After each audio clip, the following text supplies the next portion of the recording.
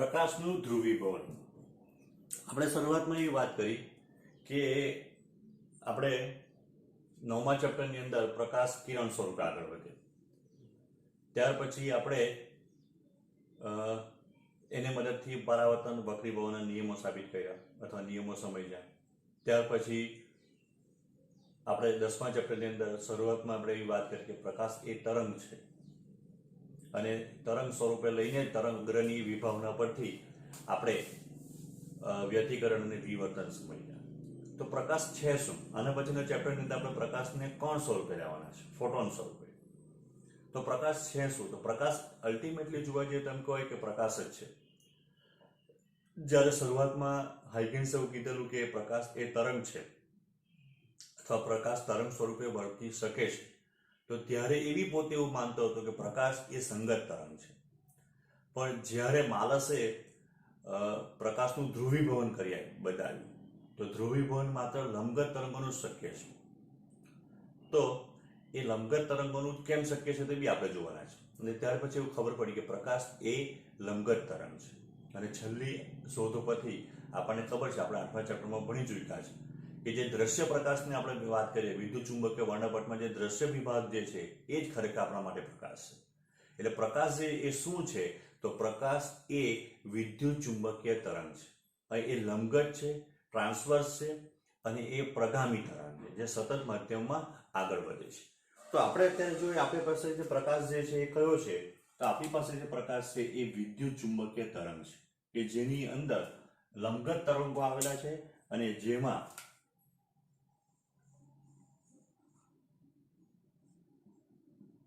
આપણા માટે વિદ્યુતના દોલનો છે.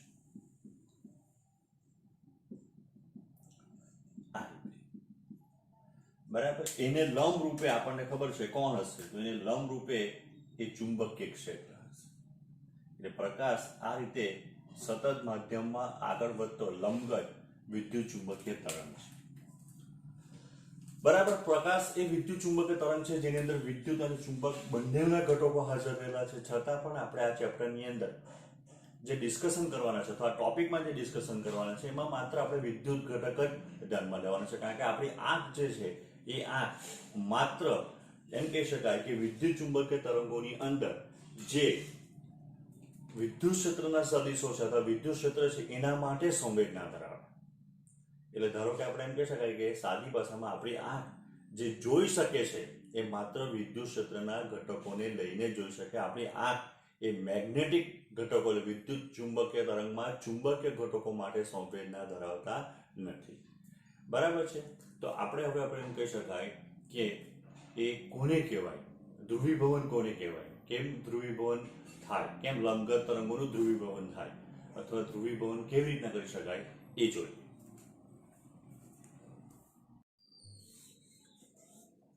હવે આપણે અત્યારે ચર્ચા કરી ગયા કે આપણું જે વિદ્યુત ચુંબકીય તરંગ છે, બરાબર છે, પ્રકાશ, એમાં વિદ્યુત ક્ષેત્રના ઘટકો છે. આ વિદ્યુત ક્ષેત્ર છે, ચુંબકીય ક્ષેત્ર પણ છે પણ અત્યારે આપણે ધ્યાનમાં લેતા નથી. તો આ એક તરંગ થઈ ગઈ.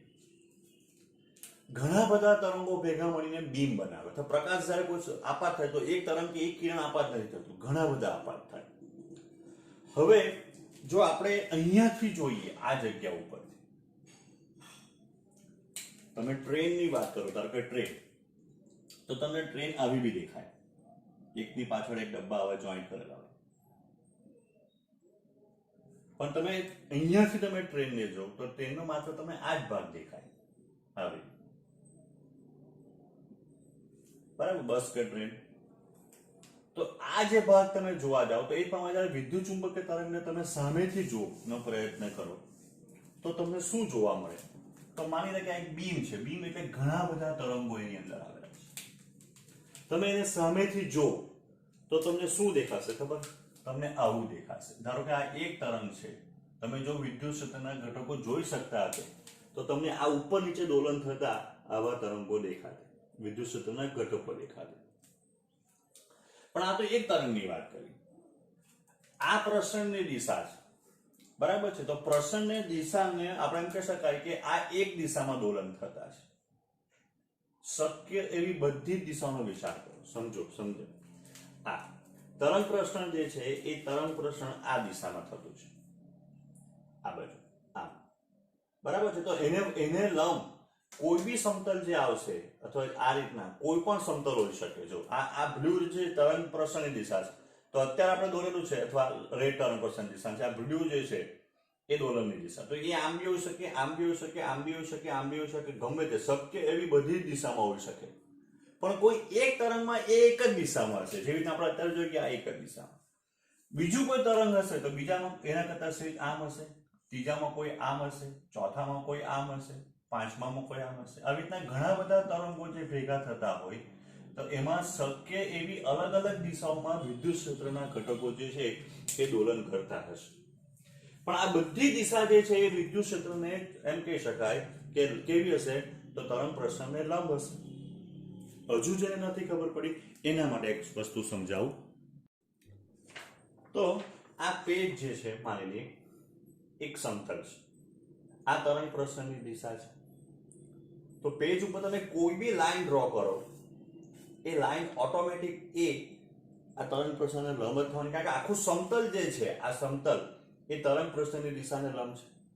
એટલે આ રીતના ધારો કે વિચાર કરો કે અહીંયા તમારી તરંગ પ્રસરણ આમ થતું હોય, તો આ દરેકે દરેક જે છે એ બધા તો તરંગ પ્રસરણની દિશાને લંબ જ છે દોલન કરતા. હવે જો ધારો કે આપણે એવો વિચાર કરીએ, આપણું બીમ છે, તરંગ પ્રસરણ આમ થતું છે, આમ તરંગ અથવા બીમ આમ ગતિ કરતું છે. તો એક એકને ઉંચકીને મૂકીએ આપણે. એક એકને ઉંચકીને મૂકીએ એટલે શું થાય? તો જો આને ઉંચકીને મૂક્યું તો આપણને આ દિશામાં દોલનો મળ્યા, આને ઉંચકીને મૂક્યું તો આ દિશામાં મળ્યા, આને ઉંચકીને મૂક્યું તો આ દિશામાં મળ્યા, આને ઉંચકીને મૂક્યું તો આ દિશામાં મળ્યા. તો આપણે એમ કહી શકાય અહીંયા કે જ્યારે કોઈ બીમ અથવા ઘણા બધા તરંગો અથવા પ્રકાશ જ્યારે માધ્યમમાં ગતિ કરતો હોય તો ત્યારે તરંગ પ્રસરણની દિશાને લંબ એવા શક્ય એવી બધી જ દિશામાં વિદ્યુત ક્ષેત્રના સદિશો શું કરતા હોય? દોલન કરતા હોય. કઈ દિશામાં? તરંગ પ્રસરણની દિશાને લંબ એવા શક્ય એવી બધી જ દિશામાં તરંગ પ્રસરણમાં વિદ્યુત ક્ષેત્રના ઘટકો દોલન કરતા હોય. આવો જે પ્રકાશ આવે એ પ્રકાશને અધ્રુવીભૂત પ્રકાશ કહેવાય, અનપોલરાઇઝ્ડ લાઇટ. આવા પ્રકાશને અધ્રુવીભૂત પ્રકાશ કહેવાય. અધ્રુવી પ્રકાશ કોને કહેવાય? જે સામાન્ય પ્રકાશ છે, ટ્યુબલાઇટ, સૂર્યપ્રકાશ, બરાબર છે, આમાંથી મળતો બધો જે પ્રકાશ છે એ અનપોલરાઇઝ્ડ લાઇટ છે, કે જેમાં તરંગ પ્રસરણની દિશાને લંબ એવા શક્ય એવા બધી દિશાઓમાં વિદ્યુત ક્ષેત્રના સદિશો દોલન કરતા હોય. વિદ્યુત ક્ષેત્રના સદિશો કોને કહેવાય, કેમ દોલન કરે, એ આપણે 8મા ચેપ્ટરમાં વિદ્યુત ચુંબકીય તરંગમાં ભણી ચૂક્યા છે. પણ અહીંયા તમે બરાબર ધ્યાનથી જો કે જ્યારે તમે અહીંથી જોવાનો પ્રયત્ન કરો, તમે જો વિદ્યુત ક્ષેત્રના સદિશો દેખાતા હશે તો તમને આ બી દેખાતા ને આ બી દેખાતા. જો આ બંને વચ્ચે ડિસ્ટન્સ છે ત્યારે, પણ જો તમે આ રીતના જો તો તમને બંને એક જ લાઈનમાં દેખાશે. ખરેખર બંને વચ્ચે ડિસ્ટન્સ છે, પણ તમે જો તો એક જ લાઈનમાં છે. તમને ઉપર અને ઉધ્વ ને અધો બંને દિશામાં દોલન કરતા દેખાશે, જો એક્ઝેક્ટ આના પર અથવા આમ. એટલે એમ કહેવાય કે તરંગ પ્રસરણની દિશાને લંબ એવી શક્ય એવી બધી દિશામાં વિદ્યુત ક્ષેત્રના ઘટકો જો દોલન કરતા હોય તો આવા તરંગોને તરંગોને અધ્રુવીભૂત તરંગો અથવા આવા પ્રકાશને અધ્રુવીભૂત પ્રકાશ, અનપોલરાઇઝ્ડ લાઇટ કહેવાય.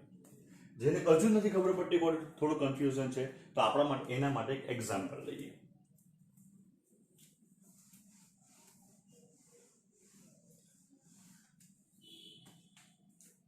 ધારો કે મારી પાસે આ એક દોરી છે, એ દોરીને હું અથવા એક બીજું મારી પાસે બોર્ડ છે, એમાં મેં વચ્ચે એક પતલી સ્લીટ બનાવી. સ્લીટ એટલે આવો નાની અમથી ગેપ જેવી. આ દોરીને એમાંથી પસાર થવા દઈએ. હવે આ દોરીને હું જ્યારે અહીંથી પકડું છું, જો મારો હાથ એક્ઝેક્ટ ઉપર નીચે કરું તો તમને ખબર છે કે માધ્યમની અંદર આપણને આવા લંબગત તરંગો જોવા મળે. દોરી હું મારા હાથને શક્ય એવી બધી જ દિશામાં દોલન કરવા માટે સમર્થ છું. ઉપર નીચે કરશું તો આવા તરંગો મળે, આમ કરશું તો આડા તરંગો મળે, જરાક ક્રોસ કરું તો હજુ જરાક ક્રોસ તરંગો મળે, આમ કરું તો હજુ તરંગો, આમ શક્ય એવી બધી દિશામાં એટલે આ જે તમારી સ્લીટ કે બોલ છે એની આ બાજુની બાજુ શક્ય એવી બધી જ દિશામાં શું થશે તો એમ કે તરંગના દોલનો થાય. તમારા ડિપેન્ડ તમે કેના ઉપર કરો છો. ઘણી બધી દોરી ભેગી કરો તો ઘણી બધી દોરીમાં એને વાઇબ્રેટ કરો તો બની શકે કોઈમાં ઉપર થતો હોય કોઈમાં આગળ થતો હોય એટલે શક્ય એવી બધી જ દિશામાં વિદ્યુત ક્ષેત્રના દોલનો સદિશો દોલનો કરતા હોય. પણ જ્યારે આપણે વિચાર કરીએ કે આ સ્લીટની બીજી બાજુ આ જે બોર્ડ છે તેની બીજી બાજુ શું થાય તો આ તરંગો જ્યારે ગતિ કરતા કરતા આવે તો એક્ઝેક્ટ જ્યારે આમાં દોલનો જે છે એ દોલનો આ જે બાકોરું કે સ્લીટ જે છે જે ગેપ એને સમાંતર દોલન થતા હશે ને એ તરંગો બીજી બાજુ નીકળે. જે આડા થતા હોય દોલનો આડા દોલનો થતા હોય તો તે અહીંયા અટકી જશે. તમને બીજી બાજુ તરંગો જોવા જ નહીં મળશે. તો આ બાજુ એમ કહેવાય શક્ય એવી બધી દિશામાં વિદ્યુત ક્ષેત્રના સદિશો કે દોરીના સદિશો દોલન કરતા છે જ્યારે આ બાજુ માત્ર કોઈ એક જ દિશામાં દોલન કરતા છે. કઈ તો આ જે સ્લીટ હતી અથવા આ જે બાકોરું કે ગેપ જે છે એને સમાંતર જે દોલનો હોય તે. તો આ બાજુની બાજુ શક્ય એવી બધી જ દિશામાં વિદ્યુત ક્ષેત્રના સદિશો દોલન કરતા હોય, આ બાજુ માત્ર કોઈ એક જ દિશામાં કરતા હોય. બરાબર? તમને થોડું કન્ફ્યુઝન થતું હશે પ્રકાશમાં કેવી રીતના આવું પોસિબલ છે એ બી જોઈએ આપણે. આ તો માત્ર આપણે એક સ્થૂળ ઉદાહરણ લીધું કે દોરી ને આવી ગેપ. તો આમાં શક્ય છે કે બધી દિશાઓમાંથી માત્ર એવી જ દિશામાં વિદ્યુત ક્ષેત્રના અથવા દોરીના તરંગો પાસ થશે કે જે આ સ્લીટને સમાંતર હશે. એને લંબ હશે એ અહીંયા અટકી જશે, બીજી બાજુ જશે જ નહીં. પ્રેક્ટિકલ તમે ટ્રાય કરો તો કરી જ શકો આ વાત. બરાબર? તો હવે સંગત તરંગોનું કેમ? એટલે અહીંયા શું થાય તો એમ કે અહીંયા આ બાજુ દોલનો જે છે કે આ બાજુ તરંગો અધ્રુવીભૂત તરંગો છે કારણ કે શક્ય એવી બધી જ દિશાઓમાં દોરીમાં દોલનો થતા છે. જ્યારે આ બાજુ માત્ર એક જ દિશામાં તરંગ પ્રસરણની માત્ર એવી એક જ દિશામાં દોરીના તરંગો દોલન કરી શકે, મળી શકે. તો આ બાજુ અધ્રુવીભૂત તરંગો કહેવાય, આ બાજુ તદ્ધ્રુવીભૂત અથવા ધ્રુવીભૂત કે પોલરાઇઝ્ડ તરંગો કહેવાય, વેવ્સ, કે જેમાં તરંગ પ્રસરણની દિશાને શક્ય એવી બધી દિશાઓમાંથી માત્ર એક જ દિશામાં તરંગ પ્રસરણની લંબ શક્ય એવી બધી જ દિશાઓમાંથી માત્ર એક જ એવી દિશા મળશે જે દિશામાં અહીંયા તમને તરંગો મળે. હવે આ તરંગો દોરીના તરંગો છે. દોરીના તરંગો લંબગત તરંગો આપણે ભણી ગયા. જ્યારે ધ્વનિના તરંગો એ સંગત તરંગો. સંગત તરંગોનું કેમ ધ્રુવીભવન થતું નથી? એ સંગત તરંગો બીજી બાજુ કેમ આપણને કોઈ એક જ દિશામાં નથી મળી શકતા? તો એના માટે એક ઉદાહરણ આપણે લઈએ. તો જો આ મારી પાસે મોબાઈલના કવર છે. તો અહીંયા તમને ગેપ જેવી દેખાય છે. હું જ્યારે બોલું છું તો મારા મોઢામાંથી તરંગો ઉત્પન્ન થાય, ધ્વનિના તરંગો, સંગત તરંગો. હું આ રીતે રાખું, સંભળાય છે અવાજ? ધ્વનિના તરંગો ઉત્પન્ન થાય છે. હું આ રીતે રાખું, ધ્વનિના તરંગો ઉત્પન્ન થાય છે, ધ્વનિના તરંગો ઉત્પન્ન થાય છે, ધ્વનિના તરંગો ઉત્પન્ન થાય છે. હું ગમે તે રીતે રાખું મારી ફરતે આવ્યા, બરાબર છે, તો તમને એક જ સરખું સંભળાશે. જ્યારે દોરીના તરંગોમાં એવું થવાનું નથી. જ્યારે દોરી આમાંથી પાસ કરો તો આને લંબ હશે, બરાબર છે, એ જ સમાંતર, સોરી, જે દોલનો કરતા હશે એ જ એમાંથી પાસ થઈ જશે. આ તો થોડી પહોળી છે, પતલી રાખવી પડે દોરી માટે, તો જ આપણને બીજી બાજુ.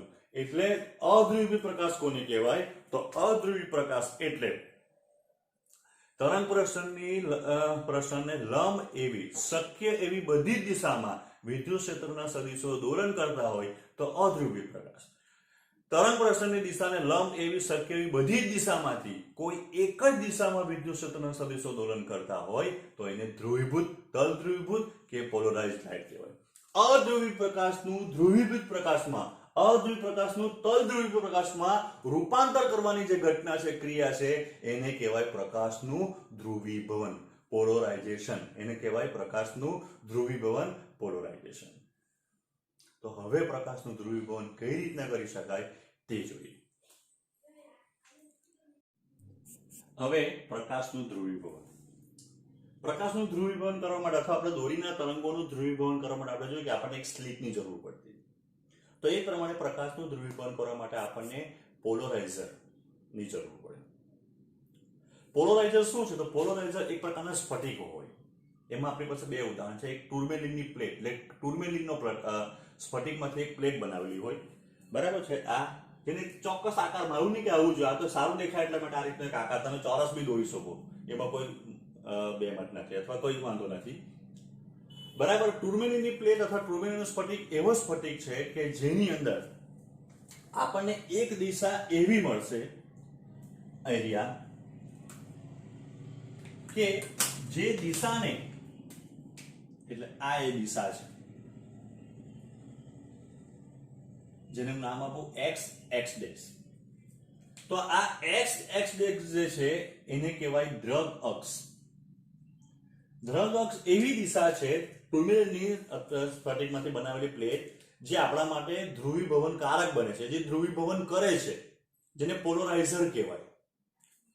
તો એ ટુર્મેલીનની પ્લેટ આપણેમાં એક એવી દિશા મળે કે જે દિશાને સમાંતર જો વિદ્યુત ક્ષેત્રના સદિશો દોલન કરતા હોય તો એમાંથી પાસ થઈ જાય, બાકીના શોષાઈ જાય. એ કેમ એવું તે આપણા સિલેબસમાં નથી. એ ટુર્મેલીન સ્ફટિકનો એક પ્રકારનો ગુણધર્મ છે. તો આ બાજુ જે છે આપણી પાસે અત્યારે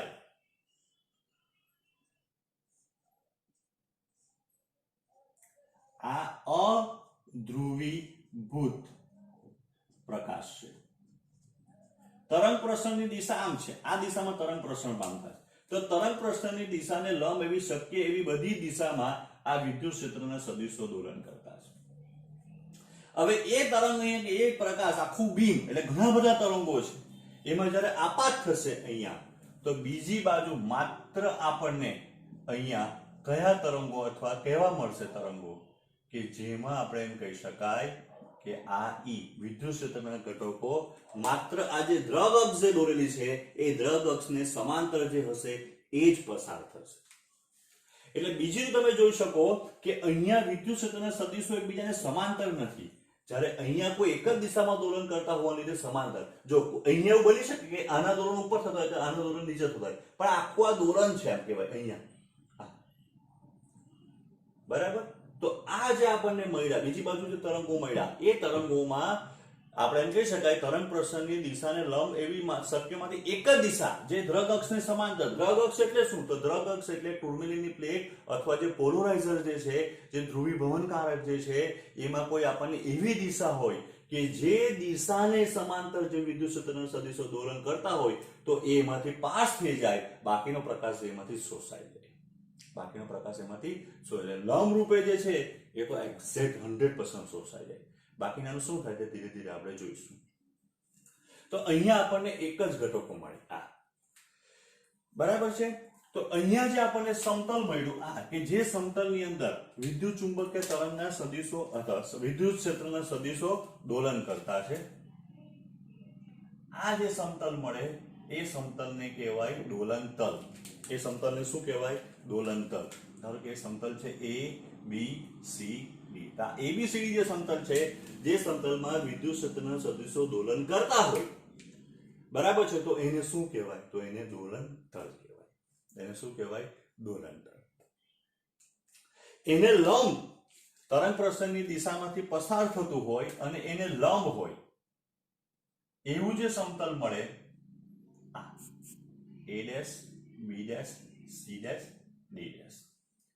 તો A dash B dash C dash એ કોણ છે? તો તરંગ પ્રસરણની દિશામાંથી પસાર થતું છે અને દોલન તલને લંબ છે, તો એને ધ્રુવીભવન તલ કહેવાય. એટલે કે આ જે એમ કહેવાય કે સમતલમાં દોલનો હતા, એટલે કે વિદ્યુત ક્ષેત્રના સદિશો દોલન થતા, એ સંપૂર્ણપણે શોષાઈ ગયા. એટલે આ બાજુ જે પ્રકાશ હતો એ આ બાજુ પ્રકાશ ધ્રુવીભૂત પ્રકાશ, અધ્રુવીભૂત પ્રકાશ હતો. તરંગ પ્રસરણની દિશાને શક્ય લંબ એવી શક્ય એવી બધી જ દિશામાં અહીંયા એમ કહેવાય કે વિદ્યુત ક્ષેત્રના સદિશો દોલન કરતા હતા. જ્યારે બીજી બાજુ માત્ર એક જ દિશામાં. કઈ દિશા? દ્રગ અક્ષને સમાંતર. એટલે આ બાજુ જે આપણને પ્રકાશ મળ્યો, આ બાજુ એ ધ્રુવીભૂત પ્રકાશ અથવા તલ ધ્રુવીભૂત પ્રકાશ કહેવાય. એને શું કહેવાય? તલ ધ્રુવીભૂત પ્રકાશ. એટલે એક બન્યો કેવી રીતના? કારણ કે ટુર્મેલીનની પ્લેટ જે ધ્રુવીભવનકારક પોલરાઇઝર તરીકે વર્તતી છે, બરાબર છે, તો એમાંથી પાસ થવાના લીધે માત્ર એક જ દિશા, જે દિશાને વિદ્યુત દ્રગ અક્ષને સમાંતર હતી, તેવા જ વિદ્યુત ક્ષેત્રના ઘટકો જે છે અહીંયા એમાંથી પાસ થઈ ગયા હશે, બાકીના ઘટકો જે છે એ શોષાઈ ગયા હશે. એટલે આ રીતે અધ્રુવી પ્રકાશનું તલ ધ્રુવીભૂત કે ધ્રુવી પ્રકાશમાં રૂપાંતર થવાની ક્રિયા કે ઘટના એને કહેવાય પ્રકાશનું ધ્રુવીભવન. ચાલો હવે સૌથી ઇમ્પોર્ટન્ટ પ્રશ્ન અથવા સૌથી ઇમ્પોર્ટન્ટ એક વિચાર કે આપણને તો વિદ્યુત ક્ષેત્રના સદિશો દેખાતા નથી, આપણે માત્ર પ્રકાશ દેખાય.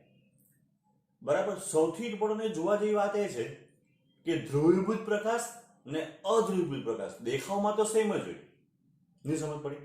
આ એક નાનો તો આગળ વિડીયો જો. હવે માની લો કે એક પ્રકાશ તરીકે અહીંયા મારી પાસે મોબાઈલની ટોર્ચ છે, એમાંથી લાઈટ આ 101% અધ્રુવીભૂત પ્રકાશ છે. ધારો કે આ માની લો મારી પાસે ટુર્મેલિનની પ્લેટ છે, બરાબર છે. તો જ્યારે આ હમણાં જે તમને દેખાય છે ને એ તમે નક્કી નહીં કરી શકો એ ધ્રુવીભૂત છે કે અધ્રુવીભૂત. કાગળમાંથી શું થયું, ફરક શું પડ્યો, ખાલી તીવ્રતા ઓછી થઈ. પણ આ ધારો કે ધ્રુવીભૂત થયેલો હતો ને તો બી આવો જ દેખાડે ને અધ્રુવીભૂત તો બી દેખાતે આવો જ. ફરક શું પડે, ખાલી તીવ્રતા કરી જાય. કારણ કે આ મને ખબર આ કાગળ છે, આ ટુર્મેલિનની પ્લેટ નથી. બરાબર. એટલે અધ્રુવીભૂત કે ધ્રુવીભૂત દેખાય તો પ્રકાશ સેમ જ, એમાં કઈ જુદો નહીં થઈ જાય કે આ ધ્રુવીભૂત થઈ ગયો એમ. તો આપણે કોઈક એવી ટેકનિક અપનાવવી પડશે કે જેથી આપણને ખબર પડે કે આ જે પ્રકાશ આપણને હવે જે જોઈ રહ્યા છે આપણે, બરાબર, ધારો કે ટુર્મેલિનની પ્લેટ છે, ખરેખર છે એવું માની લો, તો એમાંથી જ્યારે પ્રકાશ બહાર આવશે તો આ ખરેખર ધ્રુવીભૂત થયો કે નહીં થયો એ ચકાસવાને આપણને કોઈ ટેકનિક હોવી જોઈએ. તે આપણે પહેલા થોડું મેથેમેટિકલ જોઈએ ને ત્યાર પછી આપણે થોડુંક એનું ડિસ્કસ કરીએ. તો હવે તમે જોયું કે બંને પ્રકાશ જે છે એ આપણને ખબર જોઈને અથવા આપણે જોઈને ડિટેક્ટ નહીં કરી શકીએ કે આ ધ્રુવીભૂત પ્રકાશ છે અધ્રુવીભૂત પ્રકાશ. તો આપણી પાસે એવી કઈ ટેકનિક હોવી જોઈએ કે જેથી આપણને ખબર પડે કે આ ટુર્મેલિનની પ્લેટ જે હતી, આ ટુર્મેલિનની પ્લેટ સાચી ટુર્મેલિનની પ્લેટ હતી.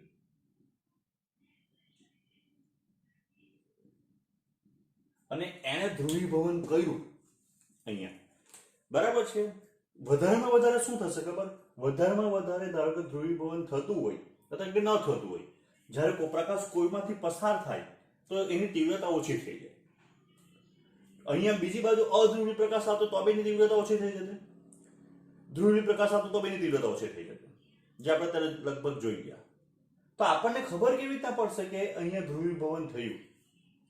તો એના માટે આપણે એમ કહી શકાય કે અહીંયા આગળ જે આ એક ટુર્મેલિનની પ્લેટ છે એવી આપણે બીજી એક ટુર્મેલિનની પ્લેટ લઈએ. એને આપણે એવી રીતના ગોઠવીએ કે એની દ્રગ અક્ષ જે છે એ દ્રગ અક્ષ એ સપોઝ આ છે તે એની દ્રગ અક્ષ છે અને એની દ્રગ અક્ષ જે છે તે y ડેશ, અને આ બે વચ્ચેનો ખૂણો 0 નથી.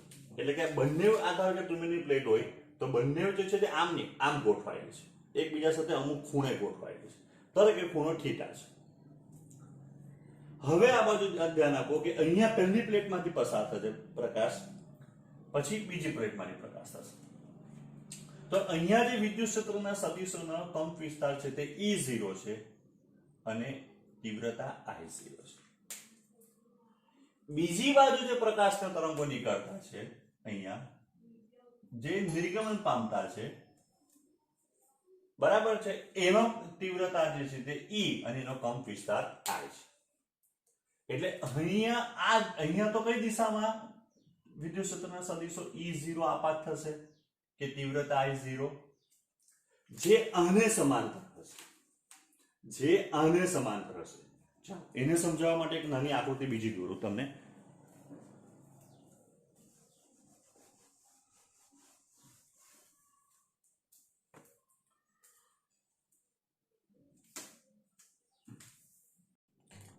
જો અહીંયા બરાબર ધ્યાનથી જો, આ બે વચ્ચેનો ખૂણો થીટા છે.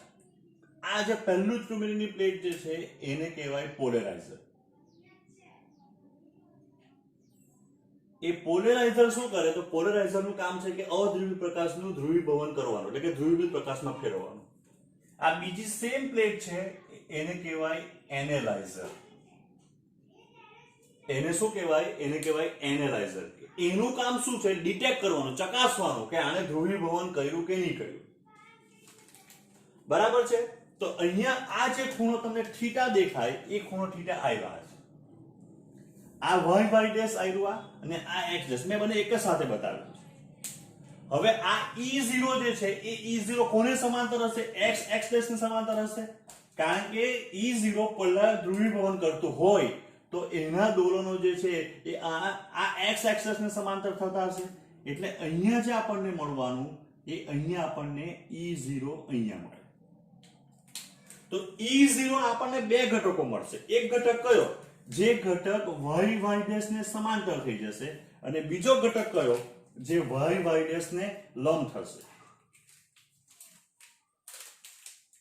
અહીંયા આ લંબ થશે. એટલે અહીંયા તમે જો, અહીંયા તમે કાટખૂણો બનાવો તો આ સમાંતર થઈ ગયું ને આ લંબ થઈ ગયું.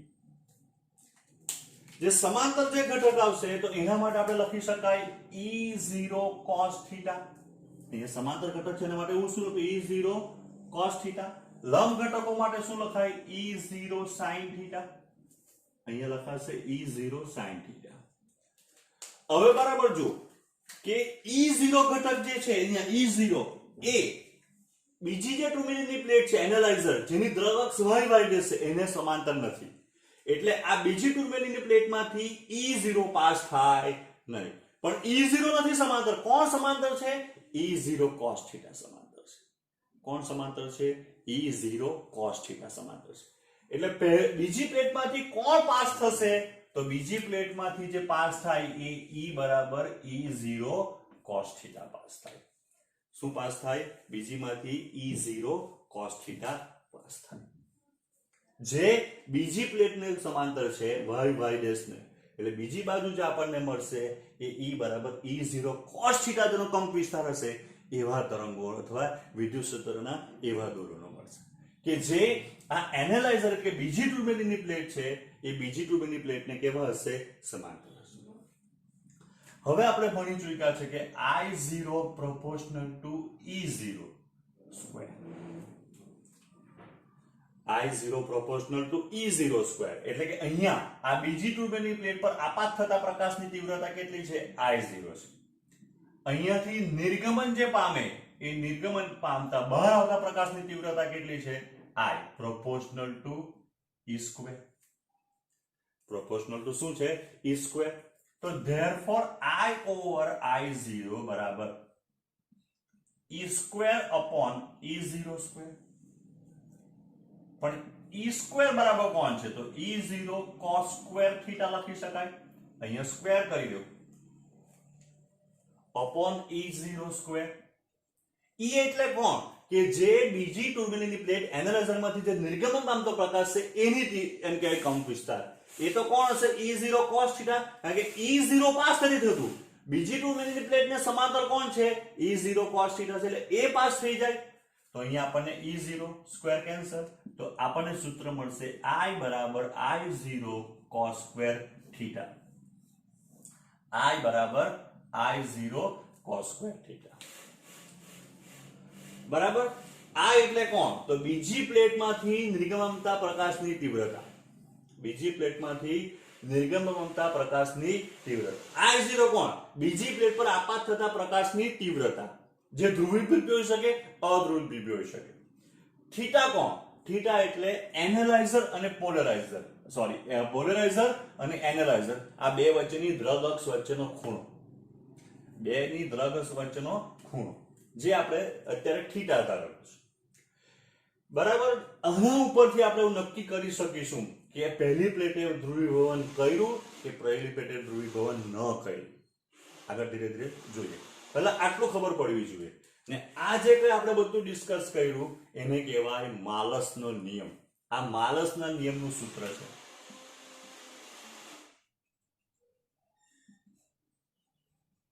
આ શું છે? માલસનો નિયમ.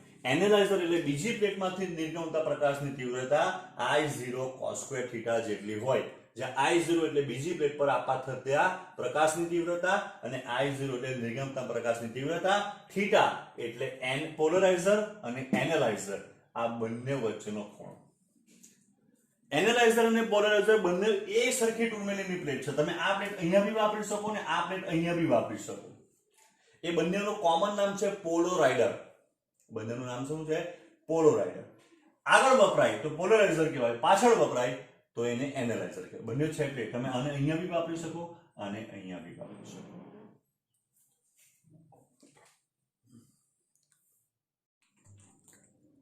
ચાલો હવે આપણે એવું જોવાના છે કે પહેલી પ્લેટે ધ્રુવીભવન કર્યું કે નહીં કર્યું એવું આપણને કેવી રીતના ખબર પડે. તો માની લે કે પહેલી પ્લેટે ધ્રુવીભવન કર્યું એટલે આપણને I0 તીવ્રતા વાળી E0 કંપન વાળી કોઈ એક જ દિશામાં અહીંયા આપણને ધ્રુવીભૂત પ્રકાશ મળતો છે. હવે આપણે શું કરવાનું તો જો પહેલી જે પ્લેટ આપણી પોલરાઇઝર છે એને સ્થિર રાખવાની. આ બીજી પ્લેટ પાછળની જે છે તે આપણું એનાલાઇઝર છે. બંનેને પહેલા એકબીજાને સમાંતર ગોઠવો. એટલે કે બંનેની દ્રગ અક્ષ એકબીજા સાથે, બંનેની દ્રગ અક્ષ હોય તો બંનેની દ્રગ અક્ષ એકબીજાને સમાંતર છે. પછી એને રોટેટ કરવાની છે બીજી પ્લેટને ધીરે ધીરે ધીરે ધીરે આ રીતે. એટલે શું થશે તો બંને જે આપણી એનાલાઇઝર અને પોલરાઇઝર જે છે એ બંનેની જે દ્રગ અક્ષ હશે પહેલા સમાંતર છે, પછી એકબીજાને લંબ થશે, પછી એકબીજાને પ્રતિ સમાંતર થશે, પછી ખૂણો બદલાશે અને ફરી પાછું એક દોરણ. એટલે આ જે આપણું જે છે કોણ એનાલાઇઝર એને આપણે એક પૂર્ણ રોટેશન આપીએ.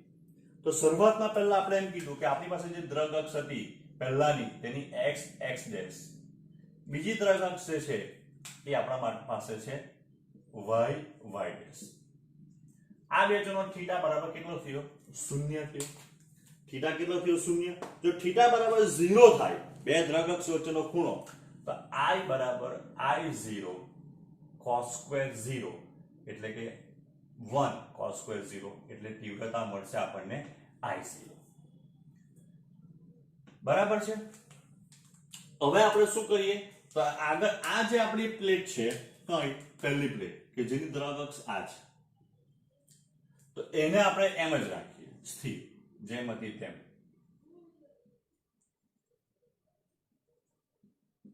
બીજી પ્લેટની ટુર્મેનની પ્લેટને આપણે હવે ફેરવીએ. એટલી ફેરવીએ કે જેથી એની દ્રગ અક્ષ જે છે એ y ડેશ એ પહેલી જે દ્રગ અક્ષ હતી બરાબર છે ટુર્મેનની પ્લેટ પોલરાઇઝરની એને લંબ થઈ જાય. એટલે અહીંયા થીટા ઇક્વલ્સ ટુ 90 થઈ ગયો તો I બરાબર I0 cos સ્ક્વેર 90 એટલે તીવ્રતા 0 થઈ ગઈ. હવે હજુ રોટેટ કરીએ. આ x ડેશ એમ જ છે પણ y ડેશ ને એટલે આને ફેરવી કાઢીએ આખી હજુ તો અહીંયા આવી ગયો y ડેશ, અહીંયા આવી ગયો y એટલે થીટા બરાબર 180 તો I બરાબર I0 cos સ્ક્વેર 180 એટલે પાઈ એટલે -1 પણ સ્ક્વેર એટલે પાછો 1 I0. ફરી પાછું મૂળ સ્થિતિમાં અથવા x ડેશ અહીંયા y ડેશ આમ તો થીટા ઇક્વલ્સ ટુ 270 અથવા 3π/2 તો I બરાબર I0 cos સ્ક્વેર 270 એટલે 0 ને ફરી પાછી આ સ્થિતિ આવી જવાની એટલે કે થીટા બરાબર 360 અથવા 2π થઈ ગયું. એક રોટેશન પૂરું થાય. તો તમે બરાબર ધ્યાનથી જો કે જ્યારે આપણે એમ કહી શકાય કે અહીંયા જો ધ્રુવી આને પહેલા ધ્રુવીભૂત પહેલા જે છે પહેલી આપણી પ્લેટ કે જે આપણે પોલરાઇઝર છે એને ધ્રુવીભવન કરેલું હતું તો શું થતે તો આપણે એમ કહી શકીએ કે જ્યારે બીજી પ્લેટને આપણે ફેરવીએ એક રોટેશન આપીએ ત્યારે તીવ્રતા જો શરૂઆતમાં મેક્સિમમ હોય તો ધીરે ધીરે ક્રમશઃ ઘટતી જાય. વચ્ચે જો આપણે થીટા બરાબર 45 લેતે બરાબર છે તો વચ્ચે આપણને I0/2 બી મળતે, તીવ્રતા અડધી બી થતે. પણ બાકી યાર કે જ્યારે થીટા ઇક્વલ્સ ટુ 45 હતે તો પણ આપણે થીટા બરાબર 0 થી 90 લીધું છે એટલે તીવ્રતા ઘટીને 0 થઈ ગઈ, ફરી તીવ્રતા વધી, ફરી 0 થઈ ને ફરી વધી. એટલે જો આપણે એમ કહીએ કે પહેલી પ્લેટે જો આપણે એમ કીધેલું હતું કે પહેલી પ્લેટ જો ધ્રુવીભવન કરે તો બીજી એટલે કે એનાલાઇઝરને જ્યારે આપણે એક રોટેશન આપીએ અહીંયા એના અક્ષ ઉપર આપણે અહીંયા એક રોટેશન આપીએ તો ત્યારે એમાંથી જે નિર્ગમતા પ્રકાશ છે એની તીવ્રતા 2 વખત મેક્સિમમ થશે અને 2 વખત ન્યૂનતમ થશે એક રોટેશન દરમિયાન. એવું ક્યારે બને? જ્યારે અહીંયા બીજી ટુર્મેનની પ્લેટ એનાલાઇઝર ઉપર આપવા થતો પ્રકાશ ધ્રુવીભૂત પ્રકાશ હોય તો શું થશે કે જ્યારે આપણે એક રોટેશન આપીશું ત્યારે એક રોટેશન માટે શું થશે તો એક રોટેશન માટે આપણે એમ કહી શકાય કે એ પૂરેપૂરું જે છે આપણે એમ કહી શકાય કે એને ફેરવીએ ત્યારે એમાંથી જે નિર્ગમન પામતો પ્રકાશ જે છે એની તીવ્રતા જો મેક્સિમમ હોય તો વધીને ઘટીને 0 થશે, ફરી પાછી મેક્સિમમ થાય 0 ને પાછી મેક્સિમમ. જો શરૂઆતમાં આપણે એમ કીધેલું હતું કે બંને એકબીજાને લંબ જ હશે તો 0 હોય તો ક્રમશઃ વધે, 0 થાય ને ફરી પાછી મેક્સિમમ થાય, પછી 0 થાય. એટલે 2 વખત મેક્સિમમ થાય ને 2 વખત ન્યૂનતમ. જો એવું થાય તો એવું માની લેવાનું કે આ પહેલી પ્લેટ સાચી ટુર્મેલીની પ્લેટ છે અને આને પ્રકાશનું ધ્રુવીભવન કરેલું છે. હવે આપણે માને કે પહેલી પ્લેટ જે છે એ ખોટી પ્લેટ છે, કાચનો ટુકડો જ છે, ધ્રુવીભવન કરતી જ નથી. તો શું થશે? તો અહીંયા અધ્રુવીય પ્રકાશ મળશે. તો અધ્રુવીય પ્રકાશ મળશે ત્યારે શું થાય? હવે તો અધ્રુવીય પ્રકાશ એટલે શું? તો હવે આમ કે અધ્રુવીય પ્રકાશ એટલે જેવો અહીંયા તેવો અહીંયા, તરંગ પ્રસરણની દિશાને લંબ એવા શક્ય એવા બધા સમતલમાં વિદ્યુત ક્ષેત્રના સદિશો દોલન થતા. જ્યારે આ પરિસ્થિતિમાંથી ત્યારે આ ઘટકમાંથી પસાર થઈ ગયો. જરાક ફેરવો તમે એટલે બીજો ઘટક, કારણ કે શક્ય એવી બધી જ દિશામાં શું થવાનું છે? કારણ કે વિદ્યુત ક્ષેત્રના સદિશો દોલન કરતા છે. તો કોઈને કોઈ એક ઘટક એવું મળી જ જશે જે આ દ્વિધ્રુવક અક્ષ છે એને સમાંતર થઈ જવાનું. એટલે તમે આને ગમે એટલું રોટેશન આપો, નિર્ગમતા પ્રકાશની તીવ્રતા કેવી રહે? અચળ રહે. જો નિર્ગમતા પ્રકાશની તીવ્રતા જો અચળ રહેતી હોય, નિર્ગમતા પ્રકાશની તીવ્રતા જો એમ કે અચળ રહેતી હોય, જ્યારે તમે ટુર્મેલીનની બીજી પ્લેટ એનાલાઇઝરને એક રોટેશન આપો ને જો નિર્ગમતા પ્રકાશની તીવ્રતા જો અચળ રહેતી હોય તો માનવાનું કે એના પર આપાત થતો પ્રકાશ એ અધ્રુવિત પ્રકાશ છે. કારણ કે અધ્રુવિત પ્રકાશમાં તરંગ પ્રસરણની દિશાને લંબ એવી શક્ય એવી બધી દિશામાં વિદ્યુત ક્ષેત્રના સદિશો દોલન થતા હોય. એટલે કોઈને કોઈ એક ઘટક એક ટાઈમે શું થાય? આની દ્રવ્ય અક્ષને સમાંતર થઈ જવાનો જે પસાર થઈ જાય. બરાબર? એટલે તીવ્રતા નિર્ગમતા પ્રકાશની તીવ્રતા કેવી રહે? તો એમ કે અચળ.